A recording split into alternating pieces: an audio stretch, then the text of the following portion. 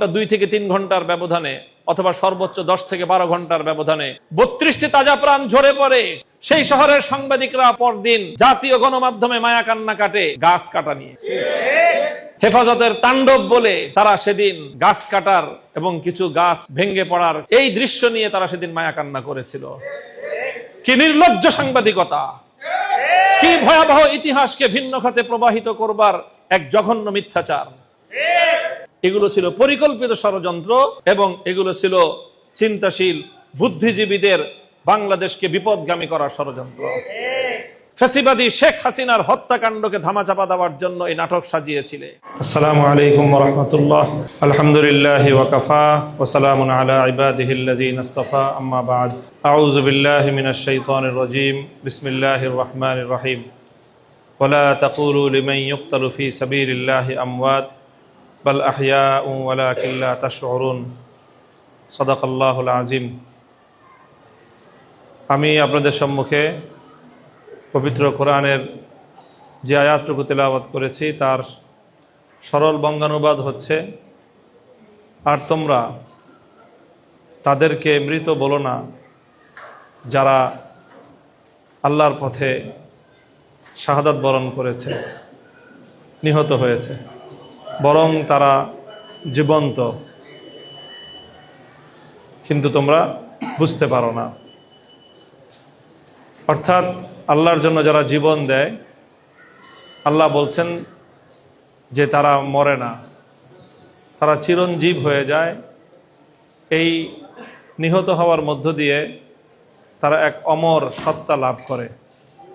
আমরা শাপলা চত্বরে যারা শাহাদাত বরণ করেছেন তারা ইতিহাসের অন্যতম শ্রেষ্ঠ বীর শহীদ। কারণ সেখানে যেই চেতনাটা ছিল, তাদের যে অভিপ্রায় ছিল, শাপলা চত্বরে জমায়েত হওয়া প্রতিটি মর্দে মুমিনের মূল ইচ্ছা এবং আকাঙ্ক্ষা ছিল যে আল্লাহর নবীর ইজ্জতের নিরাপত্তা প্রতিষ্ঠিত হবে বাংলাদেশে। এটাই ছিল প্রধান দাবি। যেই মাটিতে, যেই দেশে, মুসলমানদের যেই ভূখণ্ডে আল্লাহর প্রিয় নবীকে নিয়ে, মানবতার নবীকে নিয়ে কটূক্তি করা হয়েছে, তার অবমাননা করা হয়েছে, সেই অবমাননা এবং সেই কটূক্তির বিরুদ্ধেই ফুঁসে উঠেছিল বাংলাদেশের মানুষ।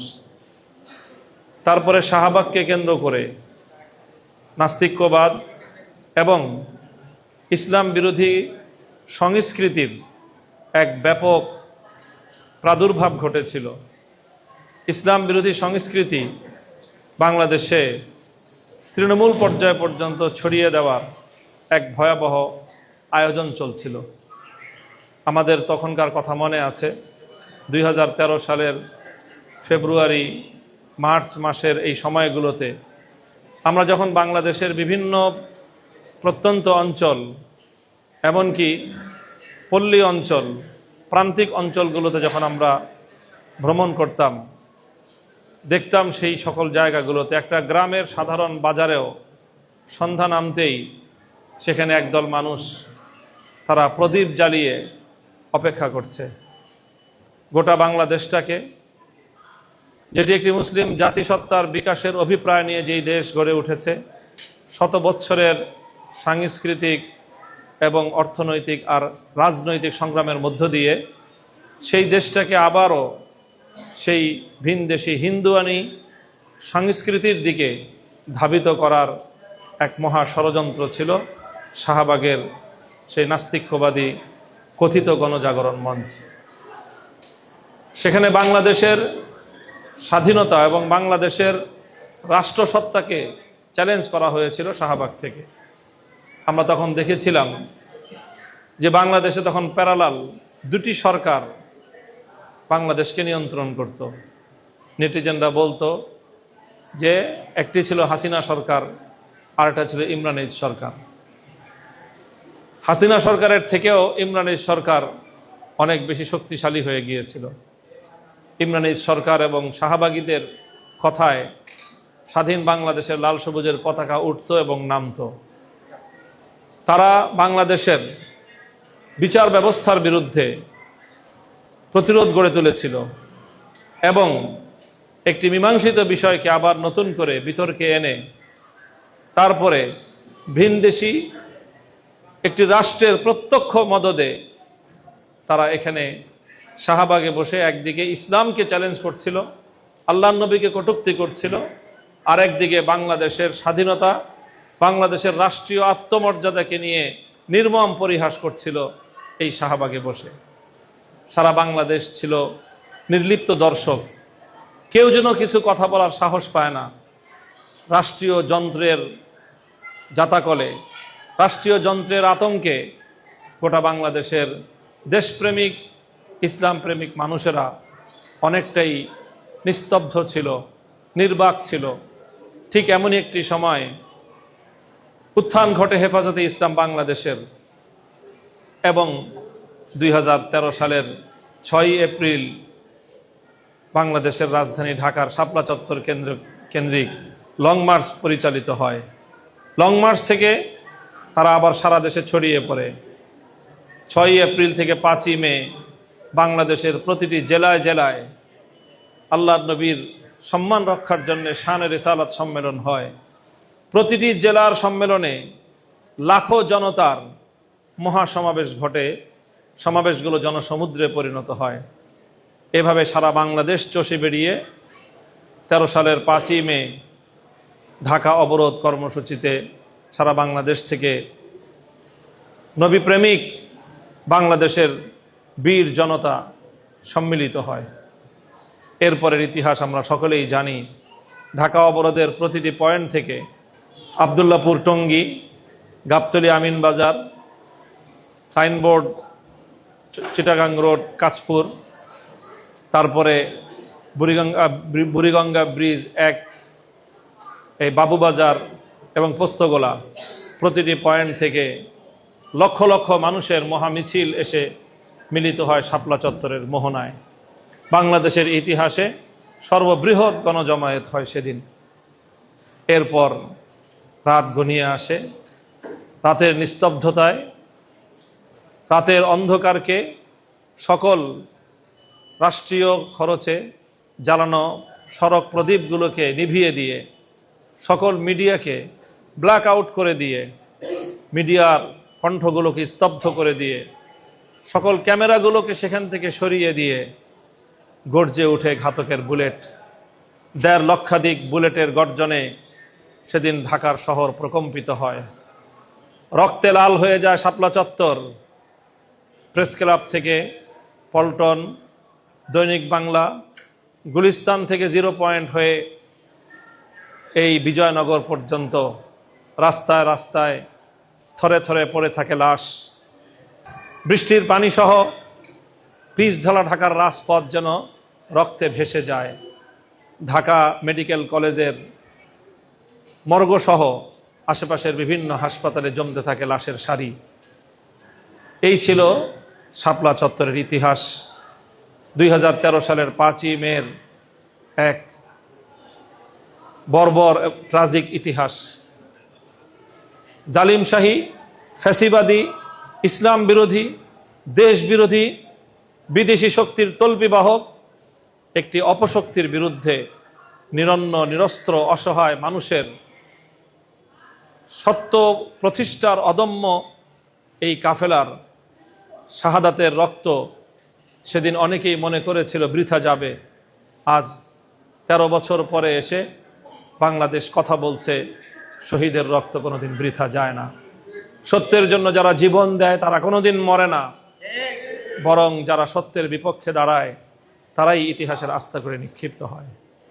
প্রিয় উপস্থিতি, আমরা ইতিহাস থেকে জানতে পাই, বুঝতে পাই যে কোনো রাজনৈতিক বিপ্লবের জন্যে, যে কোনো রাজনৈতিক পট পরিবর্তনের জন্যে এবং যে কোনো রাজনৈতিক আন্দোলন, সংগ্রাম এবং ইতিহাসের জন্যে বুনিয়াদ এবং ভিত হিসেবে কাজ করে একটি সাংস্কৃতিক জাগরণ। আমরা দেখি 71-এর যে মহান মুক্তিযুদ্ধ, এটি একটি রাজনৈতিক লড়াই ছিল, স্বাধীনতার যুদ্ধ ছিল, কিন্তু তার সাংস্কৃতিক বুনিয়াদ প্রতিষ্ঠিত হয়েছিল 52-র ভাষা আন্দোলনের মধ্য দিয়ে। এর আগে আমরা দেখেছি 1947 সালের যে দেশ বিভাগ হয়েছিল, সেই 47-এর ব্রিটিশ বিরোধী আন্দোলনের থেকে স্বাধীনতা এবং স্বাধীন মুসলিম জাতিসত্তা গঠনের যে অভিপ্রায়ের যে রাজনৈতিক আকাঙ্ক্ষা বাস্তবায়িত হয়েছিল স্বাধীন মুসলিম রাষ্ট্র প্রতিষ্ঠার মধ্য দিয়ে, কিন্তু তার ভিত প্রতিষ্ঠিত হয়েছিল আরো বহু আগে 1831 সালের বালাকোটের রণাঙ্গনে, 1857 সালের সিপাহী বিদ্রোহে শামেলির রণাঙ্গনে, 1905 সালের বঙ্গভঙ্গের মধ্য দিয়ে।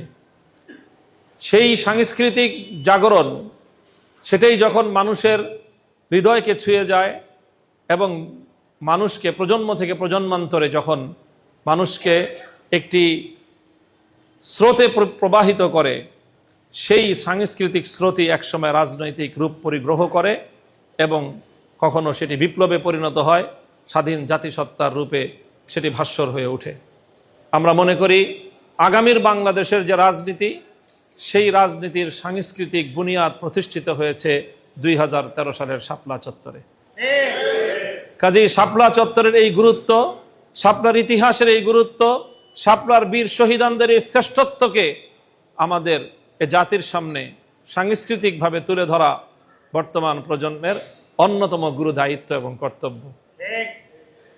শাপলা চত্বর শুধুমাত্র একটি শাহাদাতের ঘটনা নয়, শাপলা চত্বর শুধুমাত্র একটি ফ্যাসিবাদ বিরোধী আন্দোলন নয়, শাপলা চত্বর শুধুমাত্র কিছু মানুষের আত্মদান নয়, বরং শাপলা চত্বর হলো আগামীর বাংলাদেশ বিনির্মাণের গতিপথ নির্ধারণকারী একটি ঐতিহাসিক ঘটনা।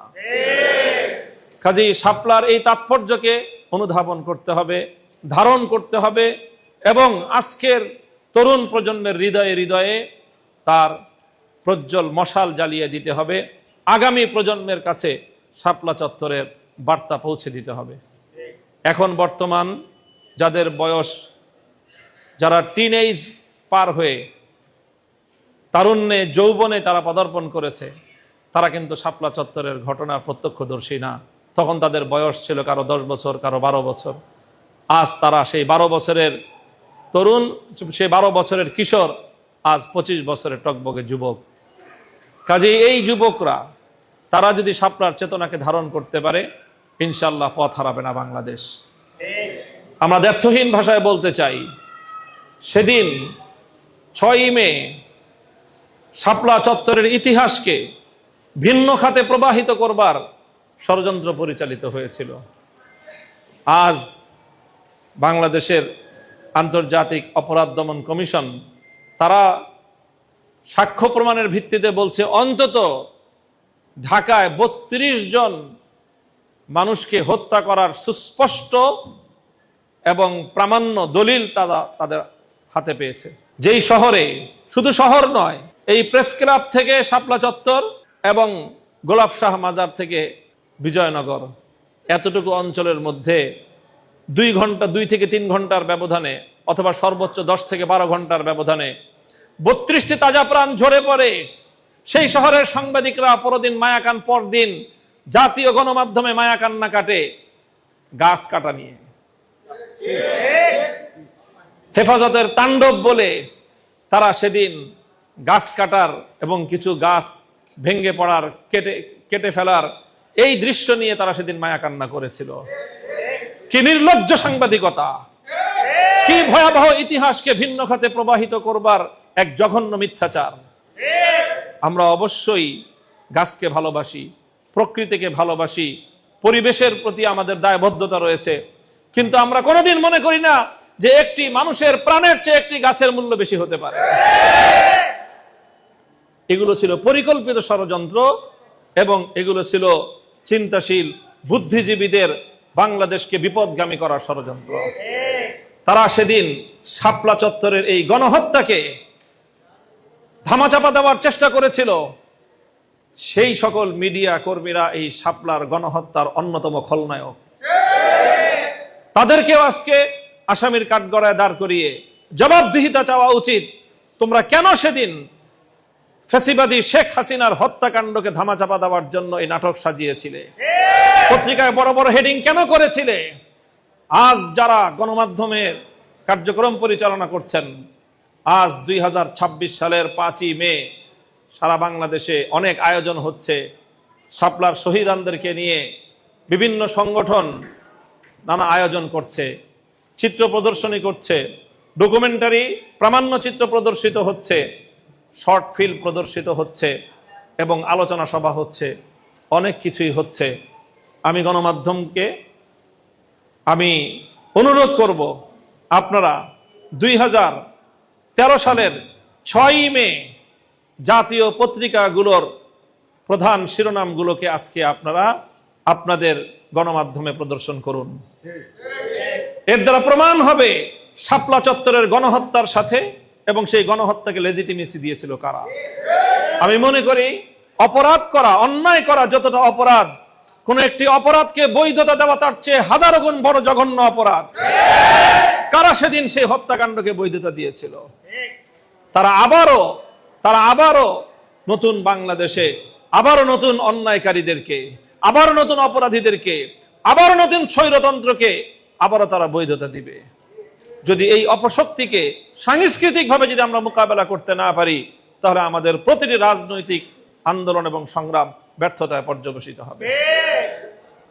প্রিয় সহকর্মী ভাইয়েরা আমার, এবং শাপলার শহীদ পরিবারের অনেক ভাই বোনেরা এখানে উপস্থিত রয়েছেন, মায়েরা উপস্থিত রয়েছেন, আমার বোনেরা উপস্থিত রয়েছেন।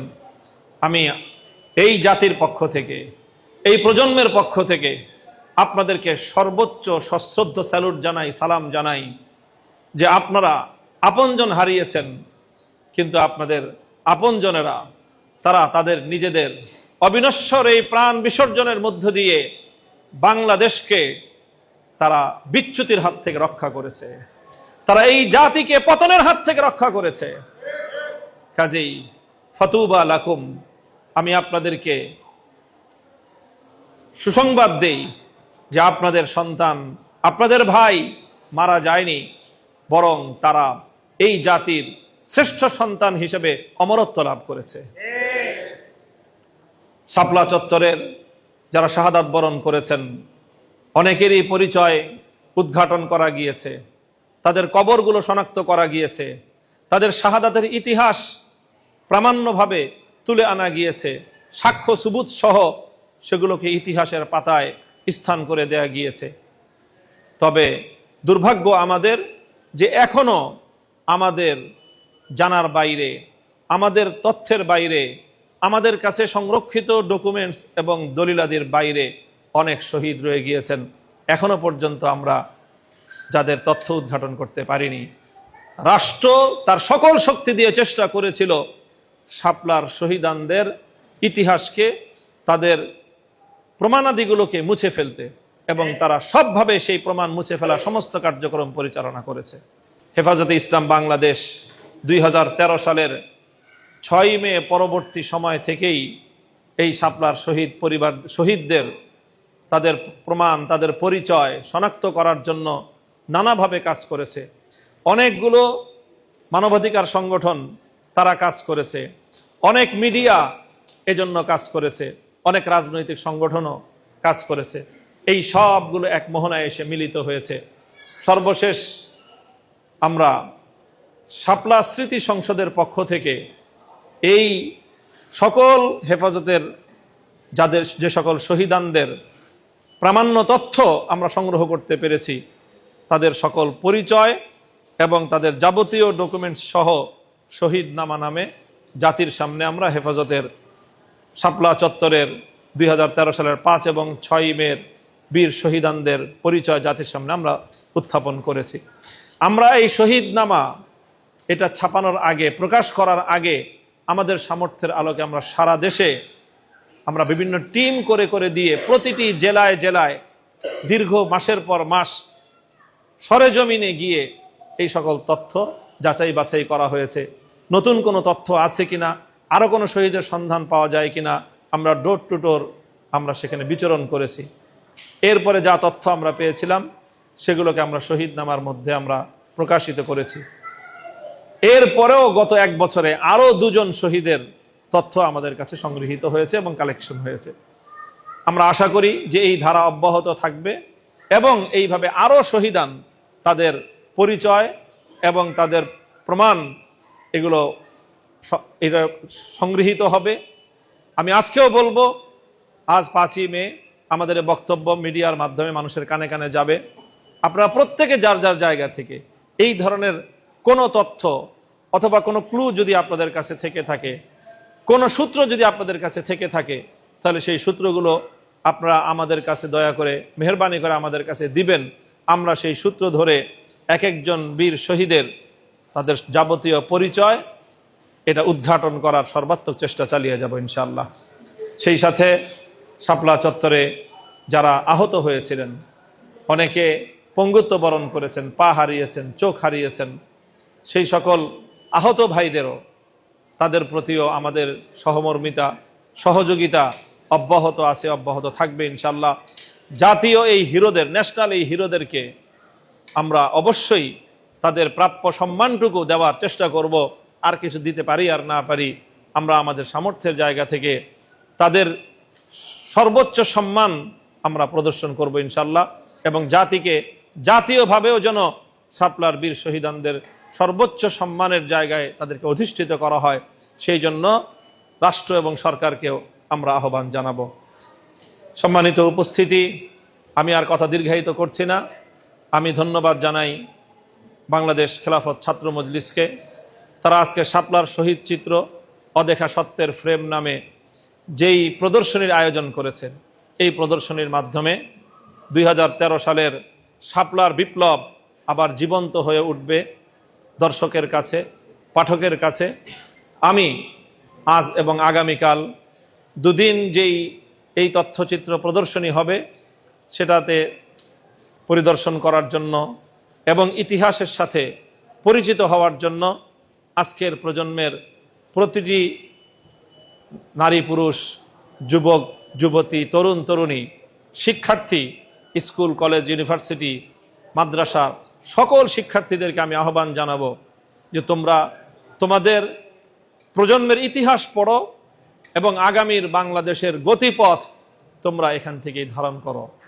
2013 সালের শাপলা চত্বরের সেই বিপ্লব, শাপলা চত্বরের শাহাদাতের রক্ত, সেটা একটা পাটাতন তৈরি করেছিল, একটা ভিত তৈরি করেছিল। সেই ভিত এবং পাটাতনের উপর দাঁড়িয়েই 24 জুলাই বিপ্লব সংগঠিত হয়েছে। কাজেই 13 থেকে 24 শাপলা থেকে জুলাই এই সংগ্রামের এই যে অবিচ্ছিন্ন ধারা, এই ধারাকে অনেকে বিচ্ছিন্ন করার চেষ্টা করে। অনেকে শাপলা থেকে জুলাইকে ভিন্ন খাতে প্রবাহিত করবার চেষ্টা করবে। এই ষড়যন্ত্রকেও আমাদের আগামী দিনে মোকাবেলা করতে হবে। শাপলা থেকে জুলাই এক অবিচ্ছেদ্য ধারা, এক অবিচ্ছিন্ন ধারা, এবং ইনশাআল্লাহ এই ধারা বন্ধ হয়নি। ফ্যাসিবাদ মুক্ত এক বাংলাদেশ, মানুষের অধিকার প্রতিষ্ঠার এক বাংলাদেশ, ন্যায় বিচারের এক বাংলাদেশ, ইনসাফের এক বাংলাদেশ আমরা গড়তে সর্বাত্মক চেষ্টা করব। এবং আমি আশাবাদী যে ইনশাআল্লাহ আমরা আমাদের এই যাত্রায় সফলকাম হব ইনশাআল্লাহ। পরবর্তীতে আরো যারা শাহাদাত বরণ করেছেন, শহীদ শরীফ ওসমান হাদি সহ সকল বীর শহীদানদের প্রতি আমরা আজকের এই মঞ্চে দাঁড়িয়ে শ্রদ্ধা প্রদর্শন করছি, তাদের রুহের মাগফিরাত কামনা করছি এবং সকল শহীদানদের শোক সন্তপ্ত পরিবার পরিজনদের প্রতি আন্তরিক সহমর্মিতা জ্ঞাপন করছি।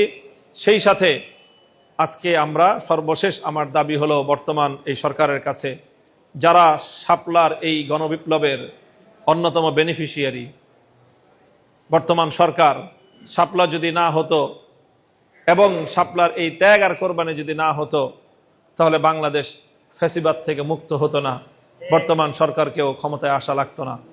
কাজেই তারা অন্তত এই শাপলার গণহত্যার দ্রুত বিচার সম্পন্ন করবে। আমাদের শুরু থেকেই দাবি ছিল, যেভাবে 24 জুলাই বিপ্লবের সময় পরিচালিত হত্যাকাণ্ড তদন্ত করার জন্য স্বাধীন একটি কমিশন গঠন করা হয়েছে, শাপলার জন্য এমন একটি কমিশন গঠনপূর্বক শাপলা চত্বরের এই গণহত্যার বিচার সম্পন্ন করতে হবে। আন্তর্জাতিক অপরাধ ট্রাইব্যুনালে আমরা মামলা দায়ের করেছি এবং আমরা সেই সাক্ষী সুবুতগুলো উপস্থাপন করার ক্ষেত্রে আমরা আমাদের সামর্থ্যের সবটুকু আমরা ব্যয় করেছি। বাকি কাজটুকু এই ট্রাইব্যুনালের, তারা কাজ সম্পন্ন করে যথা দ্রুত সম্ভব এই রায় কার্যকর করার এবং একটি বিচারিক রায় প্রদানের, রায় ঘোষণার আয়োজন করবে এবং সেই সাথে সেই রায় কার্যকর করার মধ্য দিয়ে বিচারহীনতার অপসংস্কৃতি থেকে বাংলাদেশকে এবং বাংলাদেশের মানুষকে তারা মুক্তি দিবে, এই প্রত্যাশা আমি ব্যক্ত করছি। আবারও আপনাদের সকলকে ধন্যবাদ জানিয়ে বাংলাদেশ খেলাফত ছাত্র মজলিসের প্রতি কৃতজ্ঞতা জ্ঞাপন করে এবং আজকের এই ঐতিহাসিক 5ই মের এই দিবসে দেশব্যাপী বিভিন্ন জায়গায় শাপলা চত্বরকে স্মরণ করে, শাপলার ইতিহাসকে স্মরণ করে যত কর্মসূচি পালিত হচ্ছে সবগুলো কর্মসূচির সাফল্য কামনা করে, সংহতি প্রকাশ করে আমি আমার বক্তব্য শেষ করলাম। ওয়া আখিরু দাওয়ানা আলহামদুলিল্লাহি রাব্বিল আলামিন। আসসালামু আলাইকুম ওয়া রাহমাতুল্লাহ।